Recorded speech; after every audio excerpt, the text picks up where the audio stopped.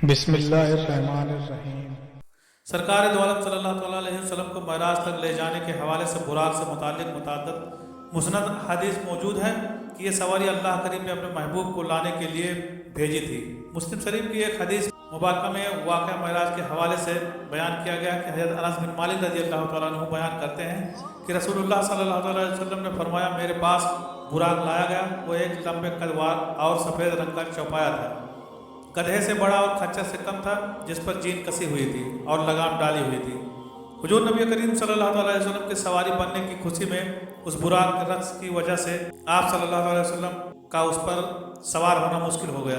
تو حضرت جبریل علیہ السلام نے اسے کہا کہ کیا تو حضور نبی کریم صلی اللہ علیہ وسلم کے ساتھ اس طرح کر رہا ہے؟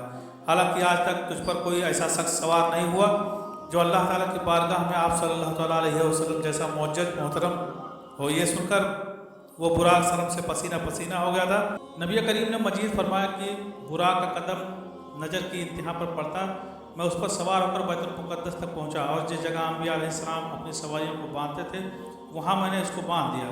امام علی رحمۃ اللہ تعالیٰ علیہ فرماتے ہیں، معراج کی رات حضور نور صلی اللہ تعالیٰ علیہ وسلم کی سواریاں 5 طرح کی تھیں۔ مکہ سے بیت المقدس تک براق پر، بیت المقدس سے آسمان دنیا تک نور کی سیڑھیوں پر، آسمان اول سے 7ویں آسمان تک فرشتوں کے بازوؤں پر، اور 7ویں آسمان سے سدرۃ المنتہا تک حضرت جبریل امین علیہ السلام کے بازوؤں پر، سدرۃ المنتہا سے مقام کعبہ قوسین تک رف پر۔ واقعہ معراج نبی کریم صلی اللہ تعالیٰ علیہ وسلم کی حیات طیبہ کا وہ واقعہ ہے جس سے ان کی ساری کائنات پر برتری روز روشن کی طرح عیاں ہو گئی۔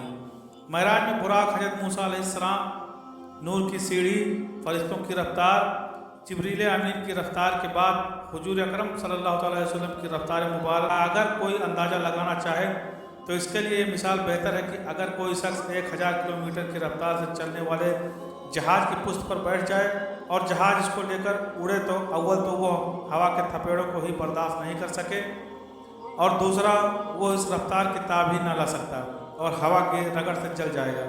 مگر آپ دیکھیے کہ نبی کریم صلی اللہ تعالیٰ علیہ وسلم کس طرح براق کی ننگی پشت پر سوار ہو کر اس کی ایک ہی چھلانگ میں مسجد اقصیٰ میں جا پہنچے۔ ناظرین گرامی، اندازہ کیجیے اگر اس رفتار سے اگر کوئی شخص گزرے تو اسے گزرنے والے چیز صحیح طریقے سے نظر نہیں آتی، اور وہ ان کو نہ صحیح طریقے سے دیکھ سکتا ہے اور نہ ہی پھر یاد رکھ سکتا ہے۔ مگر حضور نبی کریم صلی اللہ علیہ وسلم نے فرمایا کہ مسجد اقصیٰ تک کے سفر کے دوران میں نے حضرت موسیٰ علیہ السلام کو ان کی قبر میں نماز پڑھتے دیکھا، پھر فرمایا کہ وہ مجھ سے پہلے مسجد اقصیٰ میں موجود تھے۔ یہاں یہ سوال پیدا ہوتا ہے کہ اگر براق اتنا ہی تیز رفتار ہے تو پھر حضرت موسیٰ علیہ السلام نبی کریم صلی اللہ تعالیٰ علیہ وسلم سے پہلے مسجد اقصیٰ پہنچ جائیں، تو اس کا جواب یہ ہے کہ نبی کریم صلی اللہ علیہ وسلم اپنی رفتار سے جا ہی نہیں رہے تھے، وہ تو براق کی رفتار سے سفر کر رہے تھے، جبکہ حضرت موسیٰ علیہ السلام مسجد اقصیٰ میں نبوت کی رفتار سے پہنچے۔ مسجد اقصیٰ سے آگے نبی کریم صلی اللہ علیہ وسلم نور کی ایک سیڑھی کے ذریعے پہلے آسمان پر پہنچے اور پھر وہاں سے فرشتوں کے پروں پر 7ویں آسمان پر، اور پھر وہاں سے سدرۃ المنتہا حضرت جبریل امین کے پروں پر، اور وہاں پر جبریل رک گئے۔ اس سے آگے جانے کے لیے ایک سبز نوری تخت لایا گیا جسے رف رف کہا جاتا ہے، پھر اس رفتار سے گیا جو سابق ذکر کردہ چاروں صورتوں سے زیادہ رفتار تھی، پھر ایک مقام پر رف رف بھی رک گیا۔ اب 5 مرحلے اپنی انتہا کو پہنچ چکے تھے۔ یہ حضور صلی اللہ علیہ وسلم کی ذاتی رفتار نہیں تھی، ذاتی رفتار اس کے بعد شروع ہونے والی تھی۔ وہاں پھر حضور صلی اللہ علیہ وسلم کو آواز آئی، پیارے رک کیوں گئے، آگے آؤ۔ حضور صلی اللہ تعالیٰ علیہ وسلم نے ایک قدم اٹھایا۔ اب فاصلہ کتنا طے ہوا، ایک قدم کا ذرا اندازہ کیجیے۔ مسجد حرام سے لے کر مسجد اقصیٰ تک براق نے جتنا فاصلہ طے کیا، مسجد اقصیٰ سے لے کر پہلے آسمان تک نوری سیڑھی نے جتنا فاصلہ طے کیا، اور پہلے آسمان سے 7ویں آسمان تک، اور پھر وہاں سے سدرۃ المنتہا تک جبریل امین اور فرشتوں نے جتنا فاصلہ طے کیا، اور پھر اس کے بعد سبز نوری تک رف رف جہاں تک گیا، ٹوٹل ان 5 مرحلے میں جتنے فاصلے طے ہوئے، حضور صلی اللہ علیہ وسلم کے ایک قدم اٹھانے سے اتنے فاصلے طے ہو گئے۔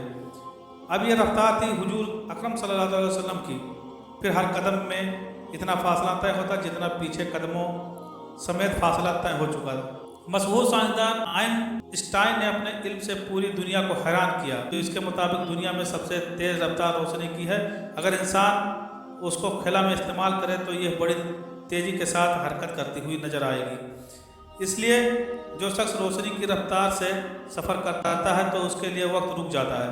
مثال کے طور پر آپ کسی تیز رفتار ٹرین میں سفر کر رہے ہیں، اگر اس کی رفتار کم ہو تو آپ کو وہ نظر آئے گی، اگر اس کی رفتار حد سے زیادہ تیز ہے تو وہ آپ کی آنکھوں سے بڑی تیزی کے ساتھ گزر جائے گی، جس کے گزرنے سے آپ کو اس کی رفتار کے بارے میں علم ہی نہیں ہوگا۔ اس پر سفر کرنے والے کے لیے وقت رک جائے گا۔ اس کو سائنسدانوں نے وقت ڈیوریشن کا نام دیا ہے۔ برق کے معنی روشنی ہے، جس کی رفتار پر سیکنڈ 3 لاکھ کلومیٹر ہے، یعنی کہ روشنی اس دنیا کے گرد 1 سیکنڈ میں 7 چکر کاٹ سکتی ہے۔ برق کی جمع براق ہے۔ جب روشنی کی اتنی زیادہ اسپیڈ ہے تو براق کی اسپیڈ تو روشنی کی اسپیڈ سے کئی ہزار گنا زیادہ ہوگی۔ جب اللہ تعالیٰ نے نبی اکرم صلی اللہ تعالیٰ علیہ وسلم کو معراج پر بلایا تو یہ سب اتنی رفتار سے ہوا کہ جیسے دنیا ہی تھم گئی ہو، کیونکہ جب آپ واپس تشریف لائے تو حضور اکرم صلی اللہ تعالیٰ علیہ وسلم کا بستر تک ٹھنڈا نہ ہوا تھا۔ اکثر ہمارے ذہن میں یہ سوال بھی پیدا ہوتا ہے کہ جب قیامت برپا ہی نہیں ہوئی تھی تو پھر حضور اکرم صلی اللہ تعالیٰ علیہ وسلم نے سفر معراج پر جنت اور جہنم میں لوگوں کو جزا اور سزا میں مبتلا کیسے دیکھ لیا۔ آئنسٹائن کی تھیوری کے مطابق اگر کوئی شخص روشنی سے زیادہ اسپیڈ کے ساتھ سفر کرتا ہے تو ٹائم ٹریول کر کے مستقبل میں بھی جا سکتا ہے۔ اس کے علاوہ حدیث میں یہ بھی ذکر ہے کہ نبی کرم صلی اللہ علیہ وسلم نے 7 آسمانوں کے دروازوں کو ایک ایک کر کے عبور کرتے ہوئے اللہ تعالیٰ تک پہنچ گئے۔ آج سائنس بلیک ہول کے بارے میں جانکاری پیش کرتی ہے۔ یہ بات اللہ کے نبی صلی اللہ علیہ وسلم نے 1400 سال پہلے ہی بتا دی تھی کہ کیونکہ اس وقت نہ تو کوئی پیمائش کرنے کے لیے پیمانے تھے اور نہ ہی سائنسی آلات تھے جن کی وجہ سے وہ پیمائش کر سکتے تھے۔ کچھ روایت میں آتا ہے کہ براق کے 2 پر تھے، جو کہ بالکل غلط ہے۔ یہ سب غیر مذہب کی پھیلائی ہوئی باتیں ہیں کہ براق کے 2 پر تھے۔ غیر مذہب نے یہ باتیں محض اس لیے پھیلا رکھی ہیں کیونکہ وہ ایک ایسی دیوی کی عبادت کرتے ہیں کہ جس کے 2 پر تھے۔ اب اس طرح کی باتیں ہمارے مسلمان بھائیوں نے بھی براق کے لیے گڑھ لی ہے۔ اس کو ہم سائنسی طریقے سے سمجھنے کی کوشش کرتے ہیں کہ اگر یہ بات سچ ہے کہ براق کے 2 پر تھے تو آسمان کے بعد خلا شروع ہوتی ہے جہاں ہوا موجود نہیں ہوتی، تو اس جگہ کو براق نے کس طرح عبور کیا ہوگا، کیونکہ وہاں تو ہوا موجود ہی نہیں۔ اگر براق نے پروں سے اڑنا ہوتا تو وہ خلا میں سفر نہ کر سکتا۔ اس طرح غیر مذہبی نے یہ باتیں بھی بنا رکھی ہیں کہ براق کا چہرہ ایک خوبصورت لڑکی کی جیسا تھا، جبکہ ایسا ہرگز نہیں ہے۔ ناظرین گرامی، سفر معراج کو کافی حد تک آج کی سائنس نے بھی تسلیم کر لیا ہے، اور نہیں کہ جب ہمارے نبی ہی کی جب ساری دنیا ہمارے نبی کے اس معجزے کو سچا کہنے پر مجبور ہو جائے گی۔ آمین یا رب العالمین۔